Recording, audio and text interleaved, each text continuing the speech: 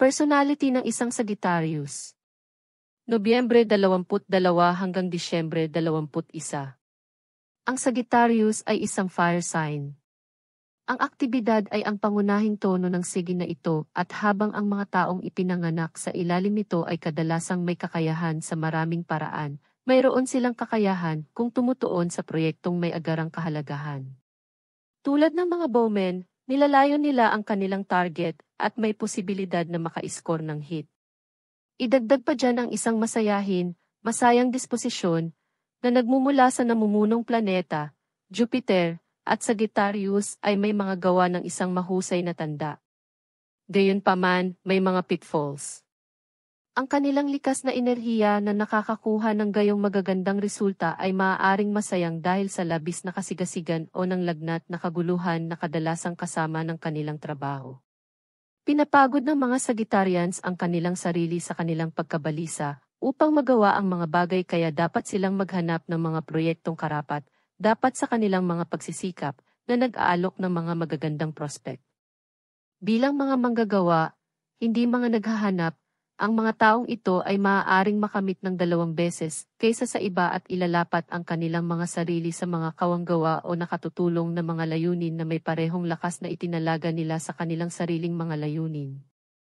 Birthstone Zircon, Color Royal Purple, Power Stone Lapis Lazuli, Metal Tin. Ruling Planet Jupiter. Sagittarius, ang ika-9 na tanda ng zodiac, ay ang tahanan ng mga gumagala sa zodiac. Ito ay hindi isang walang isip na rumble para sa mga taong ito, alinman. Ang mga Sagittarians ay naghahanap ng katotohanan, at ang pinakamahusay na paraan para gawin nila ito ay ang pagpunta sa kalsada, makipag-usap sa iba at makakuha ng ilang mga sagot. Ang kaalaman ay susi sa mga taong ito, dahil pinapalakas nito ang kanilang malawak na pag-iisip na diskarte sa buhay. Ang mga ipinanganak na Sagittarian ay interesado sa pilosopiya at relihiyon, at nalaman nila na ang mga disiplinang ito ay nakakatulong sa kanilang panloob na paghahanap. Sa pagtatapos ng araw, ang pinakagusto ng mga Sagittarians ay malaman ang kahulugan ng buhay, at kung magagawa nila ito habang nakakaramdam ng kalayaan at madali, mas mabuti. Ito ay ang archer na kumakatawan sa mga Sagittarians, bagaman sa kasong ito ay isang centaur, kalahating tao, kalahating hayop na naghahagis ng mga araw. Ang mga centaur ay ang mga intelektual ng sinaunang mitolohiyang Romano, at ang mga Sagittarians ay mabilis na isaalang-alang ang kanilang sarili na kanilang mga modernong panahong katapat. Ang mga ipinanganak sa ilalim ng salin na ito ay malinaw na nag-iisip at pinipiling tingnan ang malaking larawan sa halos lahat ng oras. Gusto rin nila kapag ang iba ay sumasang-ayon sa kanilang pinag-isipang pananaw. Ang alternatibo dito, para sa mabuti o para sa mas masahol pa, ay isang sag na maaaring maging argumentative at mapurol. Hindi ibig sabihin na ang mga taong ito ay hindi pa bago-bago, ang mga archer ay makikinig sa kung ano ang sasabihin ng iba, alinsunod sa mutable na kalidad na itinalaga sa saying na ito. Sa katunayan, ang mga Sagittarians ay masigasig na mga mamimili ng impormasyon at masigasig sa pangkalahatan, mas mahusay na makuha ang mga sagot na kailangan nila. Magandang ideya din na bigyan si Sags ng maraming puwang para tuklasin ang kanilang mundo. Kapag ang mga taong ito ay nagsimulang makaramdam ng pagkahilo, sila ay magiging mainipin at mahirap. Ang Sagittarius ay pinamumunuan ng planet Jupiter.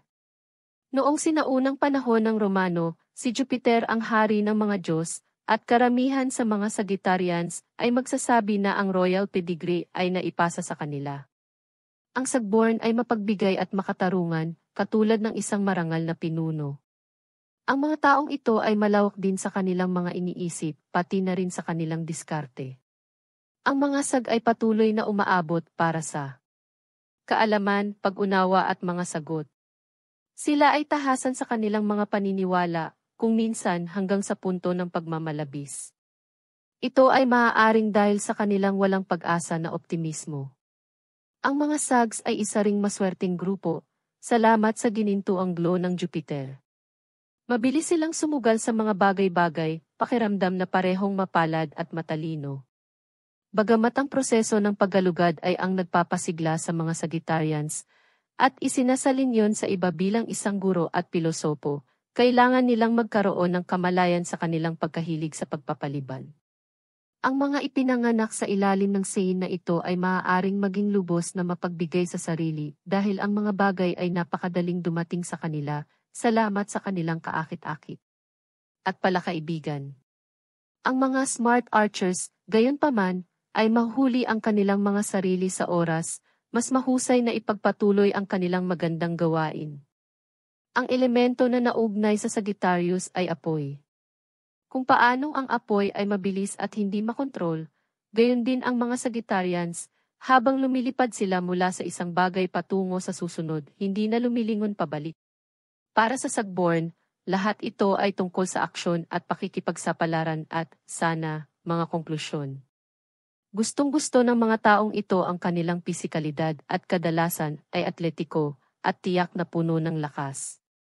Ang buhay para sa mga taong ito ay ganap na nilalaro, kaya naman ito ay puno ng mga karanasan.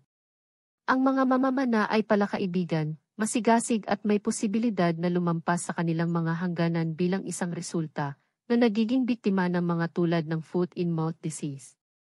Maaari silang makipag-usap ng napakabilis at napakarami na hindi nila naproseso ang buong bigat ng kanilang sinasabi na humahantong sa minsang pananakit. Kadalasan, gayunpaman, ang kanilang mga salita ay nagsisilbing inspirasyon sa iba at upang ipagpatuloy ang mga bagay. Ang mga Sagittarians ay mga taong tuwid na mausisa, espiritual at tunay na mananampalataya. Ang katotohanan na madali silang nakakaakit ng iba ng madali, dahil mayroon silang isang mahusay na pakiramdam ng kasiyahan at nasisiyahan sa isang magandang oras. Hindi rin sila nagkukulang ng kumpiyansa, kahit konti. Ang mga high-spirited Sags ay mahilig makihalubilo, kasama ang isang pabago-bagong crew. Ang athleticism ng Sags ay nagbibigay ng sarili sa mapaghamong sports, at tiyak na alam nilang handa sila sa gawain. Iyon ang dahilan kung bakit malamang na mahahanap mo sila sa isang solong karera ng bangka sa buong mundo o pag-akyat sa pinakamataas na taluktok, kung saan dapat nilang alalahanin ang kanilang mga binti at balakang. Walang kahabaan ang masyadong malaki para sa isang Sag, kung alam lang ng mga taong ito na handa na sila at maswerteng magbuot. Ang mga larong pangkaisipan tulad ng chess o debate ay nagpapasigla rin sa kalooban ng Sag. Moody na kulay ang isusuot nila, dahil mas gusto nila ang rich maroon at navy hues. Pagdating sa mga laro ng pag-ibig, ang archer ay mapaglaro, malandi at laging nangunguna. Ang dakilang lakas ng ipinanganak na Sagittarius ay ang kanilang pilosopiko, malawak na bukas at mausisa na kalikasan. Ang mga taong ito ay naghahanap ng parehong kaalaman at katotohanan, at sila ay sabik na ibahagi ang kanilang mga paggalugad sa iba. Ang kanilang optimistiko at mapagbigay na espiritu ay nagpapasaya sa kanila na makasama. Ang Sagittarius ay fire energy at ang pinuno ng Jupiter. Ito ay isang napaka-aktibo, extrovert, mobile, malawak na sign. Ang Archer ay laging handa para sa pagkilos, puno ng mga layunin at idealismo. Ang sign na ito ay ang mismong personifikasyon ng masayahin, palabas na katali, sigasig, ang tunay na cosmic host o hostess na may mostess. Maaari silang maging spellbinding sa kanilang mga pilosopiya. Ang nababagong pagganyak ay nagdudulot ng mapanghikayat na kapangyarihan ng pagkahumaling. Ang pagbabago at pagkakaiba-iba ay mahalaga. Hindi rin magdadalawang isip si Sag na magsimula. Kung walang balansing enerhiya, ang Sagittarius ay maaaring maging masyadong pabago-bago, maaaring yumuko siya sa bawat puwersa o impluensya. Ang pagkabalisa ay maaaring magkalat ng enerhiya, at ang paghahanap ng isang ligtas na posisyon sa buhay ay hindi kasing dali ng iniisip natin. Ang tahimik na pagmumuni-muni ay maaaring magpainit ng apoy at magpapataas ng intuisyon. Ang pagtanggap ay maaaring makapagpabagal sa naiinip na pagnanais na kumilos ng napakabilis minsan. Napakagandang balanseng enerhiya ito. Ang positibong side ng Sagittarius. Ang mga taong ipinanganak sa ilalim ng karatulang ito ay madalas na tapat at prangka. Ang kanilang diskarte sa buhay ay taimtim at bukas. Ang Sagitarian ay kadalasang medyo nasa hustong gulang sa kanyang paraan ng pagtingin sa mga bagay. Sila ay mga taong malawak ang pag-iisip at mapagparaya. Kapag nakikitungo sa iba ang taong ipinanganak sa ilalim ng tanda ng Sagittarius ay halos palaging bukas at prangka. Hindi siya naniniwala sa panloloko o pagpapanggap. Mataas ang standards niya. Ang mga taong nakikisama sa Sagitarian, sa pangkalahatan ay hinahangaan at iginagalang siya. Ang Sagitarian ay madaling magtiwala sa iba at umaasa silang magtiwala sa kanya.